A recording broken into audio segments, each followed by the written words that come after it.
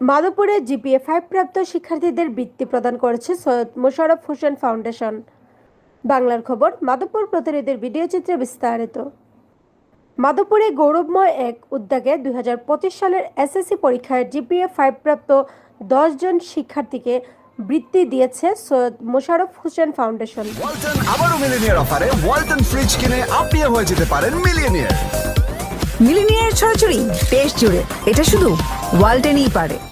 মঙ্গলবার সকালে উপজেলার অপরূপা বালিকা বিদ্যায়তনের হলরুমে এই অনুপ্রেরণামূলক বৃত্তি প্রদান অনুষ্ঠিত হয়। অনুষ্ঠানে সভাপতিত্ব করেন ফাউন্ডেশনের প্রতিষ্ঠাতা সৈয়দ মোশাররফ হোসেন। প্রধান অতিথি হিসেবে উপস্থিত ছিলেন বিসিকের সাবেক ডেপুটি ডাইরেক্টর মোহাম্মদ মহসিন কবির। বিশেষ অতিথি হিসেবে আরও বক্তব্য রাখেন চৌমোহনী ইউপির চেয়ারম্যান মাহবুবুর রহমান সোহাগ, সহকারী অধ্যাপক AKM নুরুল ইসলাম, প্রধান শিক্ষক আক্তার হোসেন অলিউল্লাহ, অধ্যক্ষ মুফতি শফিকুল ইসলাম ডালিম, মাওলানা রফিকুল ইসলাম, শিক্ষক জামিল উদ্দিন, ভারপ্রাপ্ত চেয়ারম্যান মোশাররফ হোসেন, শিক্ষক আল মাসুদ লুকমান, সৈয়দ বুরহানুদ্দিন ও মরিয়ম আক্তার।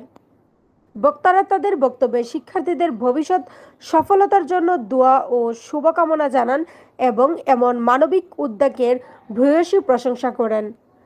অনুষ্ঠান শেষে 10 জন শিক্ষার্থীর হাতে বৃত্তির সম্মাননা সনদ ও আর্থিক সহায়তা তুলে দেওয়া হয়।